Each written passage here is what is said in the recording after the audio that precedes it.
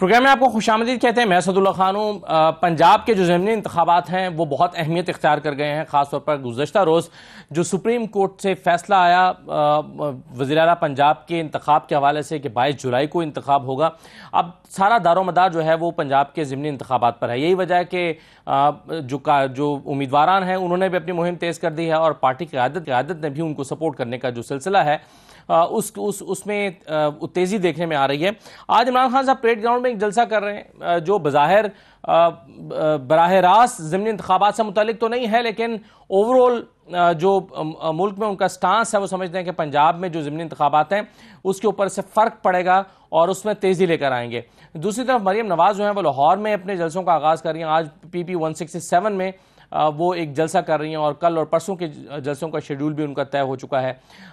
तो इससे क्या फ़र्क पड़ेगा? और फिर जो हम देख रहे हैं पंजाब के मुख्तलिफ इलाकों में, चाहे वो साहिवाल का हो, झंग का इलेक्शन हो, चाहे वो मुजफ्फरगढ़ का इंतखाब हो, चाहे लोधरा में हो, मुल्तान में हो, तो वहाँ पर जो जलसे होने जाने आने वाले दिनों में इससे कितना फ़र्क पड़ेगा। तो इन तमाम चीज़ों पर आज प्रोग्राम में हम गुफ्तगू करते हैं कि सियासी जमातें क्या सोच रही हैं और पंजाब की वज़ारत आला जो है उसके लिए किस जमात को कितनी सीटें दरकार हैं और उसके लिए वो क्या करने जा रहे हैं।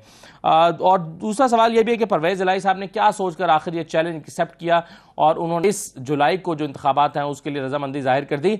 उनके जहन में क्या है? क्या वो पाकिस्तान तहरीक इंसाफ पर बहुत उनको एतमाद है कि तहरीक इंसाफ उनको 15 सीटें निकाल कर दे देगी वज़ीर आला बनने के लिए, या वो खुद पर भी इंहिसार कर रहे हैं कि जोड़ तोड़ के सिलसिले में वो अपना किरदार भी अदा कर सकते हैं? तो ऑप्शन उनके पास क्या है? मेरे साथ आलिया हमजा साहब मौजूद हैं, पाकिस्तान तहरीक इंसाफ के रहनुमा हैं। मुजाहिद बरेलवी साहब हमारे साथ मौजूद हैं, सीनियर तर्जकार हैं। और हमारे साथ जाफर इकबाल साहब मौजूद हैं, मुस्लिम लीग नून के रहनुमा हैं। मैं तमाम मेहमानों को खुशामद कहता हूँ। बरेलवी साहब, आपसे ज़रा ये ज़मीनी इंतखाबात पंजाब के बहुत अहमियत इख्तियार कर गए हैं, क्या देखते हैं आप इनका नतीजा आते हुए? इमरान खान समझते हैं कि उनका नज़रिया इस वक्त बड़ा पॉपुलर है, वो मेजॉरिटी जो है वो पंजाब से ले सकते हैं। दूसरी तरफ हुकूमत समझती है कि वो भी हुकूमत है। तो क्या देख रहे हैं आप? तो ये मैं अपने आप तहरीक इंसाफ और हमारे नून लीग के बड़े सीनियर और सीजन रहनुमा बैठे हैं और यकीनन इनका अपना मौक़िफ़ होगा, लेकिन मुझे ये एक पहलू से इस पर अपना एक बात कहनी है और वो ये कि मेरे ख्याल में ये मुनासिब नहीं था कि अब जो है हमारी पार्लियामेंट जो है वो हाई कोर्टों और सुप्रीम कोर्टों में चले। यानी ये इस्तेहकाक गवर्नर का होता था कि असेंबली का इजलास कब होगा, किस वक्त होगा, कब मुलतवी होगा। इसी तरह नेशनल असेंबली का इजलास प्रेसिडेंट तय करते थे कब होगा, किस वक्त होगा और वो मुलतवी होगा। हमने वो तमाम इख्तियारात हाई कोर्टों और सुप्रीम कोर्टों को कर दिए। इसी तरह इलेक्शन कमीशन को भी हमने साइड में रख दिया। वक्ती तौर पर तो ये बड़ा अच्छा लग रहा है, मुबारकबाद एक दूसरे को दे रहे हैं, लेकिन ये रिवायत जो पड़ गई है कि अब हाई कोर्टें और सुप्रीम कोर्टें फैसला करेंगी और अल्लाह माशाल्लाह आपको इल्म है कि हमारी कोर्टों का माजी में जो है वो क्या किरदार रहा है। दूसरे ये जिम्मी इलेक्शन दोनों जमातों के लिए बड़े अहम है, क्योंकि अगर आपका यानी अगर मैं फिगर में जाऊं, नून लीग का दावा है कि उनके एक साथ 178 हैं, इनके 173 बनते हैं। इन 25 अरकान में यानी 186 गालिबन चाहिए। 15 बुनियादी बात यह है कि 3 साल पहले इन तमाम नशिस्तों में PTI इलेक्शन जीती थी। अब यानी अगर उस एतबार से कहेंगे जी मोरसी या रवायती नशिस्तें, यानी अगर ये नून लीग की समझी जाएंगी, मुझे नहीं उनको उससे पहले शायद ये नून लीग या पीपल पार्टी की बात हो, तो अगर इसमें से 12 नशिस्तें भी जो है वो अगर 12 या 13 नशिस्तें अगर PTI ले जाती है तो उन्हें उसके 86 हो जाएंगे। दूसरी तरफ यही सूरत होगी। तो इस एतबार से पंजाब का इलेक्शन कई एतबार से बड़ा अहम है और मुझे सिर्फ खतरा ये है जी, और खुदा ना करे ऐसा ना हो कि इलेक्शन बहुत हसास है।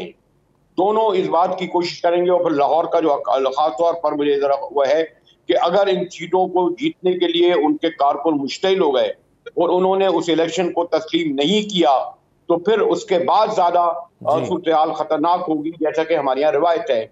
इसलिए ये जो इलेक्शन जो है इसको मैं इलेक्शन न समझ जाए और मैं जरूर ये समझूंगा कि गैर मामूली तौर पर सिक्योरिटी गालिबन इस इलेक्शन के लिए करनी पड़ेगी। और एक बार फिर मैं यही कहूंगा आपसे कि ये रिवायत कोई अच्छी नहीं डाली गई कि अब हाई कोर्टों और सुप्रीम कोर्टों के जरिए कौमी असेंबली के इजलास बुलाए जाए। जी बिल्कुल सही है, बिल्कुल सही है। मैं इससे पहले आलिया हमजा साहबा के पास आऊँ, जो जाफर इकबाल साहब हल्कों में कैंपेन में मौजूद हैं, झंग में इस वक्त हैं, तो चोई साहब यहीं से ज़रा शुरू कर लेते हैं झंग से ही। 125, 127 दोनों जगहों पर क्या पोजीशन आप देख रहे हैं? कहां पर थोड़ा सा चैलेंजिंग लग रहा है, कहां पर आसान लग रहा है मुकाबला आपको? बहुत शुक्रिया जी। चैलेंज तो इलेक्शन चाहे काउंसलर का हो और चाहे वजीर आजम का हो, इलेक्शन चैलेंज होता है, क्योंकि आपने लोगों के दिल जीतने हैं, लोगों की राय जीतनी है, तब जाके आपको वो सीटें मिलेंगी और आप जो है इक्तदार में आ सकेंगे और आप कामयाब हो सकेंगे। रही बात चैलेंजिंग इस लिहाज से कि कैंडिडेट क्या है और पार्टीज का मौकफ क्या है, तो उस लिहाज से मैं पिछले 9 दिन और आज 10वां दिन कह लें कि जंग के दोनों हलकों में बहुत डीपली घूमा भी हूँ, कैंपेन को डिजाइन भी किया है और उसको आगे लेके भी चल रहे हैं। अल्हम्दुलिल्लाह मियां नवाज शरीफ की आवाज पे और मियां नवाज शरीफ के निशान पे लोग भरपूर साथ दे रहे हैं, साथ चल रहे हैं और हर आने वाला दिन। तो चौधरी साहब, जब आप जाते हैं हलकों में तो लोग महंगाई का जिक्र कर रहे हैं या पेट्रोल की कीमत 250 रुपए लीटर होने का जिक्र कर रहे हैं?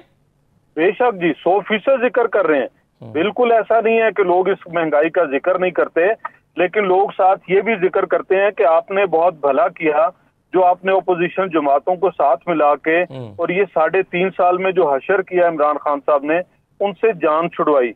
लोग ये भी जिक्र करते हैं कि हमारी गंदम जो हमने इकट्ठी कर रखी थी 2018 तक, वो बेच दी इमरान खान ने और महंगे दामों गंदम बाहर से खरीदते रहे। लोग सब कुछ जानते हैं। लोग ये जानते हैं कि 2018 में डीएपी खाद की बोरी 2400 रुपए में मिल रही थी और वो 12,000 तक पहुंची। लोग ये जानते हैं कि वो 12,000 रुपए वाली डीएपी की खाद की बोरी भी लाइनों में लग के और डंडे खा के लेनी पड़ी। लोग ये जानते हैं कि इमरान खान साहब ना तो पंजाब का नज़्मो नक्श संभाल सके, बुज़दार साहब की तो ग्रिप लाहौर के अंदर नहीं थी, वजीर आला सेक्रेटेरिएट के अंदर नहीं थी। लोग तो शुक्र ये कर रहे हैं कि दोबारा वो लोग आएंगे जिन्होंने 2013 में एक चैलेंजिंग सिचुएशन में मुल्क लिया था, तब भी यही सूरत हाल थी।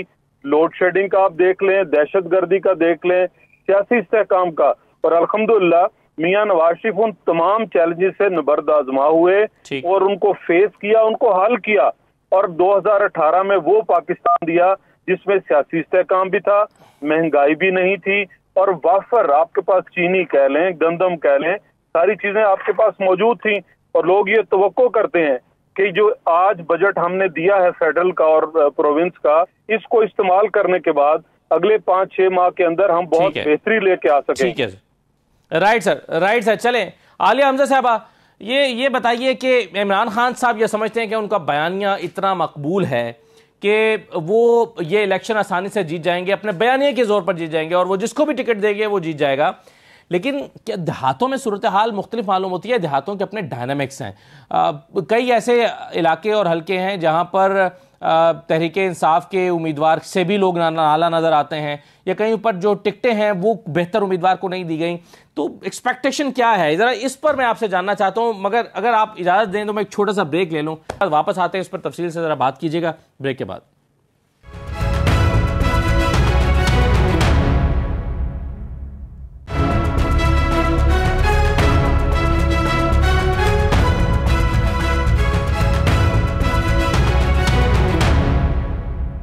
दोबारा आपको खुशामदीद कहते हैं। आलिया हमजा साहबा, ये बताइए कि आपकी कैलकुलेशन क्या है, पंजाब में हुकूमत बनाने के लिए 20 में से कितनी सीटें चाहिए और कितनी सीटें आप जीतने की पोजीशन में हैं? बिस्मिल्लाहिर्रहमानिर्रहीम। थैंक यू असद साहब। असद साहब, अभी आपने देख लिया कि अवाम की अदालत लग चुकी है, इनके खिलाफ मुल्क की एहतजाज शुरू हो चुका है और जिसका जो कैप्शन है वो यही है कि चोरों को रिलीफ और अवाम को तकलीफ। अभी मैं उस पर तो बाद में आऊंगी, पहले मैं अपने भाई की बात का जवाब दे दूं जो इन्हें याद आ रही थी। आज ही नोटिफिकेशन जारी हुआ है, यूरिया की प्राइस में 450 रुपए एक बोरी में इजाफा किया गया। डीएपी की प्राइस ये खुद इजाफा करिए, ये मैं किसी की बात नहीं बता रही कि जी ब्लैक में अभी क्या मिल रहा है या क्या नहीं मिल रहा, उसमें तकरीबन 2750 रुपए इजाफा किया गया। जरा इनकी में 13 साला महंगाई का इन्होंने रिकॉर्ड तोड़ दिया है। जो सीपीआई जिस पर ये बाहर निकलकर ये महंगाई मुकाओ एहतजाज करते थे वो 11% था और आज सीपीआई इस वक्त 22% पर आ गए। SPI की अगर हम बात करें 14% के ऊपर, ये यहाँ पर सिंध से एक जलसी शुरू हुई थी, लाहौर से दूसरी जलसी शुरू हुई थी और उस पर लिखा हुआ था इतना बड़ा बड़ा महंगाई मुकाओ, और आज SPI 32 पर आ गए और WPI यानी वीकली प्राइस इंडेक्स 38% पर आ गए। अब आप मुझे ये बता दें, अवाम इस वक्त सड़कों के ऊपर है और यहाँ पर मेरे भाई आकर ये कह रहे हैं कि अवाम इनके लोटे निकल नहीं सक रहे अपनी कैंपेन करने के लिए पंजाब के अंदर। वहां पर कहीं पर 14-14 घंटे 16-16 घंटे की लोड शेडिंग है देहातों में जाकर। उसके अलावा किसान रुल गया है, ना उसे डीजल मिल रहा है, ना उसे पानी मिल रहा है, ना जहां पर वो मुनव्वर खाद फराकीन जो है लेकर आ रहे हैं। टिकट दिया वो कैंपेन करने के लिए निकल नहीं रहे। आलिया साहबा, देहातों के जो हल्के खास तौर पर वहां पर मजबूत तौर पर कैंपेन चल रही है और डायनामिक्स मुख्तलिफ है। आप सुन तो लें, ये कल नजीर चौहान वाले हलके में क्या हुआ है। अब वो बासित सुल्तान की आपने स्टेटमेंट आज की क्या पढ़ी है, वो क्या पागलों वाली बातें कर रहे हैं वहां पर। ये सारे इन्हीं के कैंडिडेट्स हैं ना, हमारे कैंडिडेट्स तो नहीं है। हमें तो ये पता है कि हम हलकों में जब डोर टू डोर कैंपेन करने जा रहे हैं तो अवाम गालियां निकाल रही है इन लोगों को। अवाम लिटरली इनके हाथों इतनी तंग है और वो रो रो के बद्दुआएं दे रही है इनको कि कब वो वक्त आएगा जब ये इक्तदार से जाएंगे, जो मुसल्लत करता है। तो मुझे तो सिचुएशन ये लग रही है कि इंशाल्लाह PTI क्लीन स्वीप करेगी। और ये यहाँ पर ये जो कल ही फैसला हो गया था, जो भी हुआ है इधर जो है सुप्रीम कोर्ट के अंदर, तो मैं सिर्फ इतना कहना चाहती हूँ, अब तो सिर्फ हम 17 जुलाई का वेट करें ताकि बाज़ाब्ता तौर के ऊपर ये अनाउंस हो जाए कि पंजाब से इनका जो सूरज है ना इक्तदार का, वो हमेशा के लिए गरूब हो चुका है और उसके बाद अगली बारी वफाक की आएगी। मैं सिर्फ एक बात, लेकिन आलिया साहब एक खदशा है जिसका अभी इजहार भी किया गया यहाँ पर कि अगर आप ये अपनी मतलूबा तादाद में सीटें नहीं जीत पाते तो आप अगेन सड़कों पर आएंगे, आप कहेंगे जी धांधली हो गई है, आप उन नताइज को तस्लीम करेंगे जो नताइज आएंगे। देखिए मेरी एक बात सुने, फ्री एंड फेयर इलेक्शन हर कोई तस्लीम करेगा, लेकिन अगर आप RTS पहले की तरह पहले भी बैठा है, आपको भी पता, और उसका नुकसान PTI को हुआ था, इनको नहीं हुआ था, उसका नुकसान PTI को हुआ था। 15 से 20 सीटें थी जो हम 500 से 1000 के मार्जिन से हारे थे और वो हराई गई थी। ख्वाजा आसिफ का हल्का मुझे आज तक याद है रात को फोन कॉल के ऊपर कैसे चेंज हुआ था। लेकिन मैं जो दूसरी बात, जो इंपॉर्टेंट बात मैं करना चाहती हूँ, हम तो नहीं गए थे, हम तो पहले नहीं गए थे। पार्लियामेंट की बालादस्ती के ऊपर सोमोटो किसने लिया था? सुप्रीम कोर्ट ऑफ पाकिस्तान ने लिया था। और किसके कहने पर लिया था? इनके कहने के ऊपर लिया था। तब किसी को पार्लियामेंट की सुपरमेसी याद नहीं थी जब ये कहा गया था कि जो रूलिंग स्पीकर ने दी है वो रूलिंग ठीक नहीं है, उस पर सोमोटो सुप्रीम कोर्ट ले। जब सुप्रीम कोर्ट ने बुलाकर इनको डाइस पर पूछा था तब वो वक्त इनको याद नहीं है। ये वो वक्त इन्हें याद नहीं है जब ये कहा गया था अदम एतमाद इतने बजे से इतने बजे तक होगी और वोटिंग होगी, आज के दिन होगी, सेशन एडजर्न नहीं हो सकेगा। ये रवायत तो इन्होंने डाली है। जो आज तक पार्लियामेंट की बात करते थे, सबके सामने रवायत तो इन्होंने डाली है। लाहौर हाई कोर्ट से 15 फैसले हमारे अगेंस्ट आए, एक फैसला रोते पिटते, और वो भी आपको पता है 15-15 दिनों की इन्होंने हमें डेट्स दी हियरिंग के अंदर, जो एक ओपन एंड शट चीजें थी उनके ऊपर। और अब जब जाकर कल जो बात हो रही है, और कल भी हमें अभी भी हम कहीं से ये मानने को तैयार नहीं है। और माशाल्लाह से खैर ये तो कल सुप्रीम कोर्ट ने भी उनको कह दिया कि वो गैर आईनी गैर कानूनी वजीर आला भी हैं और अबूरी वजीर आला भी हैं। कब तक वो रहते हैं वो 17 जुलाई को इंशाअल्लाह ताला अवाम निकल कर फैसला कर लेगी। लेकिन मैं आपको ये बता रही हूँ, जाना अवाम की अदालत में है, आखिर इन्हें अवाम की अदालत में ही जाना पड़े। यही हम बार बार कहते हैं, एक ऐसी हुकूमत आनी चाहिए जिसको अवाम की बैकिंग हो। और आज सारे ये नज़ारा देख रहे हैं कि अवाम किसके साथ खड़ी है। हर शहर में अवाम निकल रही है और सिर्फ इन चोरों लुटेरों के अगेंस्ट निकल रही है ये, और इस पर निकल रही है कि जो आकर इन्होंने अजाब मुसल्लत कर दिया है अवाम के ऊपर, चलता हुआ अच्छा खासा पाकिस्तान। और अब ये देखें इन्होंने उजाड़ के रख दिया उस पाकिस्तान को कि क्या हालत हो रही है। एक्सपोर्ट्स आपकी इस महीने की 24% गिर गई है, रेमिटेंसेस 26% यहाँ पर गिर गई हैं। उसके अलावा टेक्सटाइल इंडस्ट्री यहाँ पर बंद हो रही है। IT का पहली दफा 10 माह के बाद IT के एक्सपोर्ट कम होना शुरू हो गई है। बाकी जो हालात हैं, आज वो जो मोबाइल के हमने कारखाने लगाए थे वहां से 2 कारखानों ने अपने बंदों को ले ऑफ करना शुरू कर दिया। टेक्सटाइल इंडस्ट्री से ऑलरेडी आप ये सुन रहे हैं कि लोगों को उन्होंने बेरोजगार करना शुरू कर दिया, स्टॉक मार्केट इन्होंने तबाह कर दिया, रुपया किस कदर बेकदर कर दिया।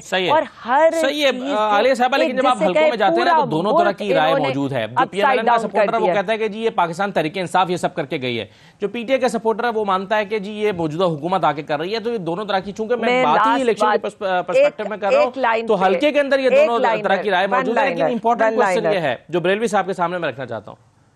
जी मैं बता दूं, अब मुझे ये बताइए कि ये जो इलेक्शन है, देखिए असल एक तो बात ये सही है बरेलवी साहब, ये बताइए कि ये जो इलेक्शन होने जा रहा है ये बयानियों का इलेक्शन है महज क्योंकि हालात इस नौयत के बने हुए हैं, या ये उन्हीं डायनामिक्स पर इलेक्शन होना है जिस पर हमेशा हुआ करता है पाकिस्तान में?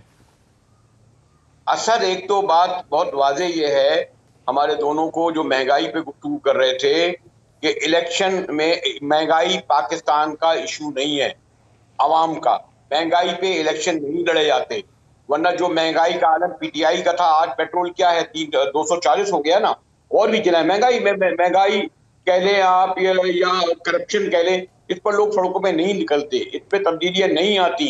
हमें पता है और आलिया बीबी को भी पता है, चौधरी साहब को भी, वो कौन से मुहर्रिकात होते हैं, कौन से लोग पीछे होते हैं जो एकदम से 186 को 172 कर देते हैं, 168 को 174 कर देते हैं। बदकिस्मती से हमारे यहाँ जो तब्दीलियां आती हैं, खासतौर पर ये जो सामने की है, अब ये बताइए ना 174 ये जो इस वक्त जिस पर ये गवर्नमेंट खड़ी है कि कहाँ से आई? दो वोट चौधरी के जो है वो जरदारी साहब लेकर आके, मैं पहले भी कह चुका हूँ, 5 बाप के 5 आज एमकेएम खड़ी हुई कह रही थी हम इधर से उधर जाने में क्या देर लगती है, यानी अगर 7 अरकान वहां चले जाए हुकूमत आराम से गिर जाएगी। तो इस वक्त भी जो पंजाब में, लेकिन मैं फिर पंजाब की तरफ आऊंगा, ये इलेक्शन बड़ी हद तक अहम है।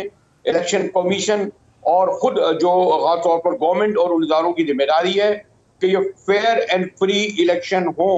अगर इन पर जो 25 पर जहां पर तहरीक इंसाफ जीती है, अगर बिल्कुल इसका पलट आया, यानी अगर इनको 2-3 नशिस्तें मिलेंगी तो शकूक व शुबा जन्म लेंगे। यानी ये नहीं हुआ कि यानी कोई अचानक पीटीआई की मकबूलियत इतनी गिर गई, उसकी 2 नशिस्तें और नून लीग तमाम 18-30 नशिस्तें ले गई जो पीटीआई की हैं। यानी मैं उनका एक मौके बयान कर दे, तो मेरा ये कहना है कि इस इलेक्शन को, ज़िमनी इलेक्शन को अगर साफ व शफाफ नहीं बनाया गया तो बहुत बड़ा नुकसान होगा। और अगर 2023 के इलेक्शन भी जो है एक बहुत उस पर शक और शुबा से देखे जाने लगेंगे।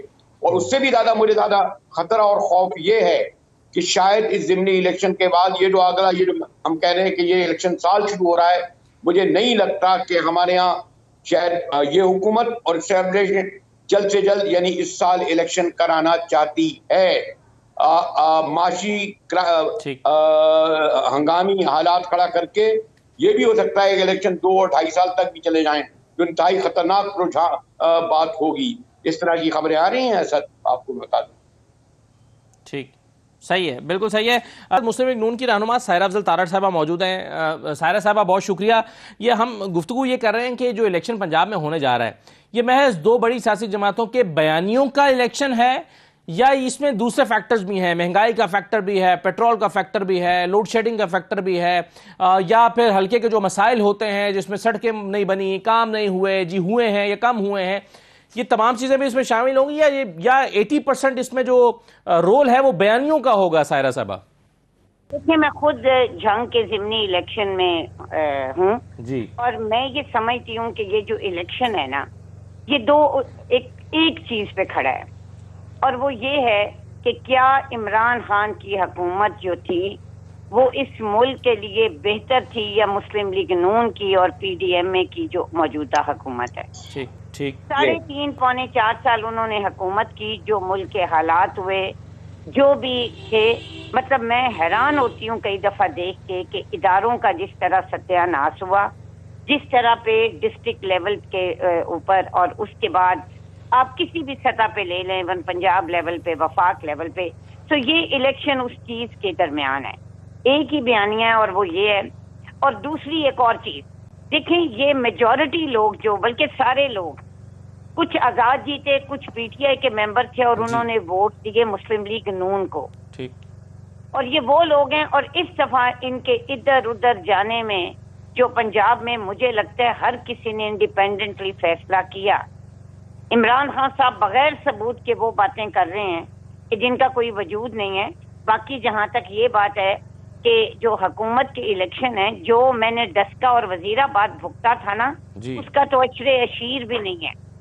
अगर बहावल नगर में लोड शेडिंग नहीं हो रही तो बड़ी अच्छी बात है, नहीं हो रही। नहीं, बहावल नगर में हो रही है, सिर्फ उस हल्के में नहीं हो रही जहां पर इलेक्शन होना। हाँ ठीक है ना, जहाँ पर नहीं हो रही, मुझे नहीं पता कि फीडर या सब डिवीजन ये इस तरह नहीं होती डिवाइडेड। अगर उस हल्के में नहीं हो रही और उस हल्के के लोगों को आसानी हो रही है तो इसमें तो कोई काबिल एतराज बात नहीं है ना कि आप ये कहें कि जी ये रिगिंग कर रहे हैं। तो जो मैंने डस्के में और वजीराबाद में देखा वो पुलिस अफसर के जिम्मे था। अल्लाह का शुक्र है हमारे इस इलेक्शन में आपको कोई इस तरह की चीज नजर नहीं आएगी। बाकी हुकूमत के होते हुए जो भी हुकूमती पार्टी होती है उसको जो भी एज होता है और वो एक नॉर्मल सी बात है, लेकिन मुझे लगता है कि हुकूमत से ज्यादा जो एज है ना वो इस वक्त ये है कि लोगों ने ये डिसाइड करना है, क्योंकि जो लोग हमारी तरफ आए हैं उनको अपने हलकों में वो उनको बताना है ना कि वो क्यों गए हैं। वो जो कैंडिडेट है वहां के वो बताते हैं कि हमने ये इनका साथ क्यों छोड़ा। और उसके अलावा मुल्क में जो एक सर्कस लगी हुई है तो ये चीज लोगों को नजर आ रही है कि इस वक्त। अच्छा सायरा साहबा, बहुत सारे ऐसे कैंडिडेट भी हैं जो नून लीग में आ गए हैं, पाकिस्तान तहरीक इंसाफ में थे और पाकिस्तान तहरीक इंसाफ ने उनको फंड्स भी दिए, उन्होंने अपने हल्के में काम भी कराए और इसके बावजूद वो वहां पर आ गए। तो लोग उनसे सवाल कर रहे हैं नेचुरली कि आपने तहरीक इंसाफ को क्यों छोड़ा है। तो आपके ख्याल में जो इमरान खान कहते हैं कि जी लोग पूछेंगे कि जी आपने वो जो लफ्ज इस्तेमाल होता है मैं नहीं करना चाहता कि आप क्यों आपने अपना मौक़िफ़ चेंज किया, तो ये चैलेंज नहीं है। एक तो मेरी गुजारिश सुने कि जो लोग आजाद जीत के आए थे जी और उन्होंने पीटीआई ज्वाइन की, उनको आप लौटे नहीं कह सकते। उन्होंने उस वक्त हुकूमत में शामिल हुए कि हमें बेनिफिट मिलेंगे। एक चीज मैं वाजे कर दूं कि जो हल्के के फंड हैं और हल्के के थोड़े बहुत काम हैं वो एक बहुत बड़ी चीज है, लेकिन जब आप इसको एक बिगर सिनेरियो में मुल्क की सियासत में देखते हैं तो ये एक बहुत छोटी चीज होती है। सही। जो लोग मैं आपको क्या बातें बताऊं, मैं दावे के साथ कह सकती हूँ कि पंजाब असेंबली के और भी शायद 10-20 अरकान ऐसे होते कि जिनको इधर से गो हेड मिलता तो वो इधर आ जाते। लोगों को अगला जनरल इलेक्शन नजर आ रहा है, लोगों को ये भी नजर आ रहा है कि कौन सी पार्टी में रहते हुए हम अगला इलेक्शन जीत सकेंगे, कौन सी पार्टी है जो आपके प्रॉब्लम्स को सॉल्व करेगी। मुझे 50 करोड़ अपने हल्के के लिए मिलता है, लेकिन मुझे नजर आ रहा है कि इमरान खान की हुकूमत जो है वो मुल्क नहीं चला सकेगी। तो ये जो बात है ना, ये कई दफा अपने इंडिविजुअल्स अपनी कॉन्स्टिट्यूंसी से हट के जब आप इसको एक लार्जर पिक्चर में देखते हैं तो आप फैसले करते हैं। सही। और मुझे ये लगता है कि जो मेन दो ग्रुपों ने अभी बात हो रही थी कि वफाक की हुकूमत किस पे खड़ी है, हमारी इनकी हुकूमत पे किस पे खड़ी थी, ये आज इनको इतना दुख हो रहा है। इमरान साहब को लगता है कि किसी ने बनी गाला का घर उनसे छीन दिया है, जो उनके बाप दादा की मिरास थी, जो साबका हुकूमत थी वो भी इन इत्तेहादियों। सही है। एक तखसीस आपने की है, आपने कहा कि जो लोग आजाद लड़े थे और तहरीक इंसाफ में आए थे और अब छोड़ गए हैं उनको लौटे नहीं कह सकते। हाँ, जो तहरीक इंसाफ के टिकट पर लड़े थे उनको कह सकते हैं।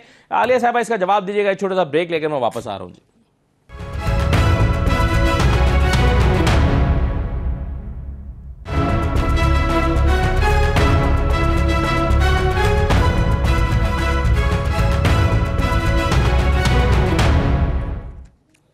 दोबारा खुशामदीद। आलिया साहबा, ये जो आप मुनहरिफ होने वाले तमाम लोगों को लोटा कहते हैं उस पर सायरा अफजल तारड़ का मौक़िफ़ यह है कि जो आज़ाद लड़े थे और पाकिस्तान तहरीक इंसाफ को उन्होंने अपनी सपोर्ट दी थी तो वो वापस चले गए, उनको आप लोटा कैसे कह रहे हैं, वो तो आपके थे ही नहीं। अच्छा, बड़ी इंटरेस्टिंग बातें हैं, जरा बस मुझे 2 मिनट दे दीजिएगा। आपको पता है बाई इलेक्शन कब होता है? कहीं पर भी बाई इलेक्शन तब होता है जब किसी कैंडिडेट की डेथ हो जाए।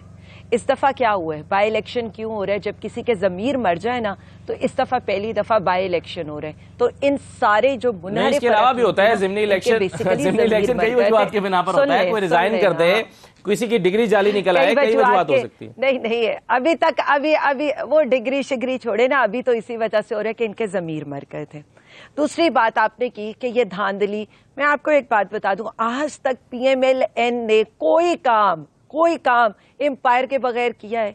ये आपको तो ये क्या, इनके बारे में तो मशहूर है कि वकील नहीं जज करते हैं, ये सहाफी नहीं, ये पूरा उन्होंने हवाला दिया ना डस्का का भी, उन्होंने कहा कि जो डस्का में हुआ था उसके मुकाबले में तो हम कुछ भी नहीं कर रहे। सुन तो ले। ये कौन है? ये कौन सा हर दफा उंगली पकड़ कर ही आए हैं ना, हर दफा बैसाखियों पर ही आए हैं ना, कौन सा अपनी मर्जी से कभी आए हैं ये, और कौन सा अवाम के उससे आए हैं? हमेशा इनकी क्या वो है और इन्होंने क्या करना है। लेकिन मैं अब आपको ये बता दूं, ये आप धांधली करें, धांधला करें, अवाम का एक ही फैसला है। अगर तो उस दिन अवाम निकल आई और जो हमारा टर्नओवर है वहां पर मैक्सिमम हुआ, तो मैं आज आपको बता रही हूं ये किसी सूरत कहीं से भी नहीं जीत सकती। अभी जंग की बात करी थी ना, क्यों जाकर अता तारड़ को बैठकर सारे SHOs की जिम्मेदारी लगानी पड़ी? वहां SHOs की जिम्मेदारी लगी हुई है पूरे पंजाब के अंदर के इतने इतने वोट, इतने इतने पोलिंग स्टेशन से तुमने लेने हैं। कैसे ये हमारे उम्मीदवारों को कॉल करके क्या हुआ था? किस चीज का डर है इनको? किस चीज का डर है? सुन लेना सर, सुन तो लेना। मसला सारा ये नहीं है। मसला तो वजीराबाद में हम कैसे जीत गए थे, सियालकोट में हम कैसे जीत गए थे। अवाम इनको इस वक्त मुस्तरद कर चुकी है। जो मर्जी ये यहाँ आकर कहानियां सुनाएं, जो मर्जी टीवी पे बैठकर ये बातें करें, सबको पता है कि इनके क्या हालात हैं। ये नहीं निकल पा रहे अपने इलाकों के अंदर, अवाम इन्हें मुस्तरद कर चुकी है।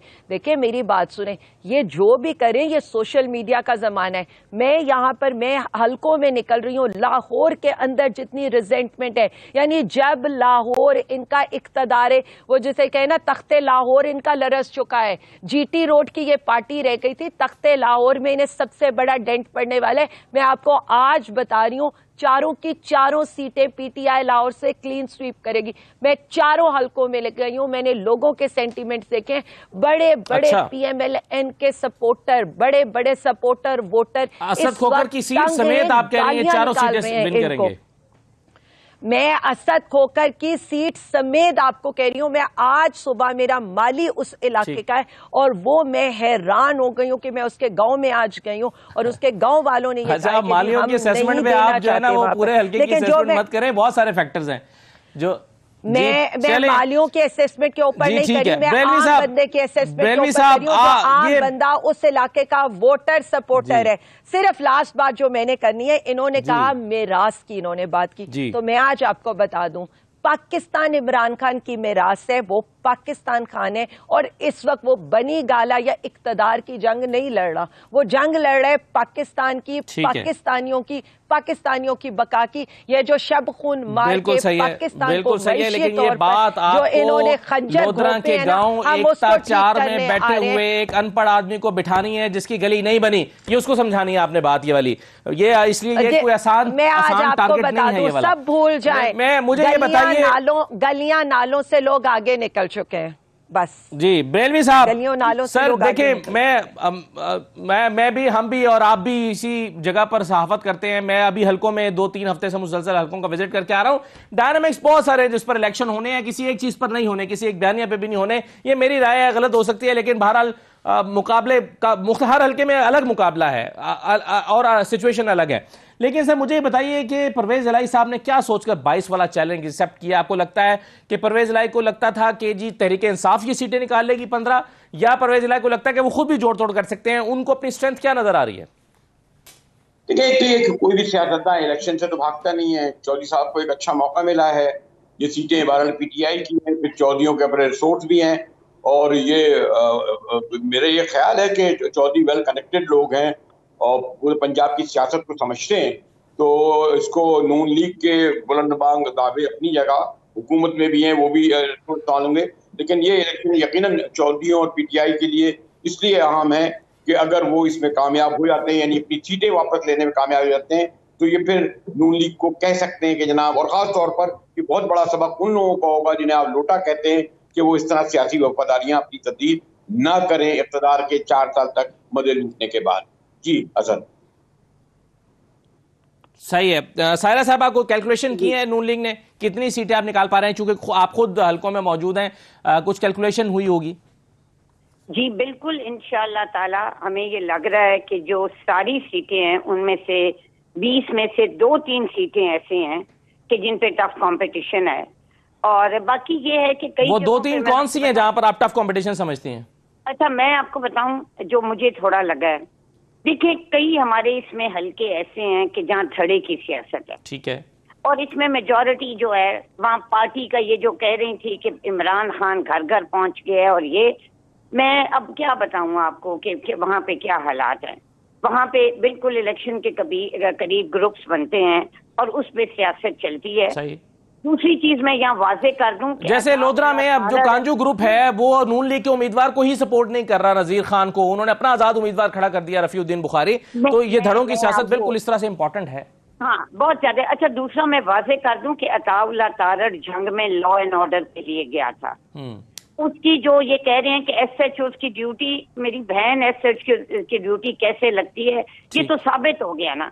ये तो डस्का और वजीर के बाद साबित हो गया। ठीक है, और वहां पे चलें, बिल्कुल सही है। बहुत शुक्रिया सायरा, खत्म हो गया मेरे पास। तमाम मेहमानों का शुक्रिया प्रोग्राम में शिरकत करने के लिए। इजाज़त दीजिए, अल्लाह हाफिज।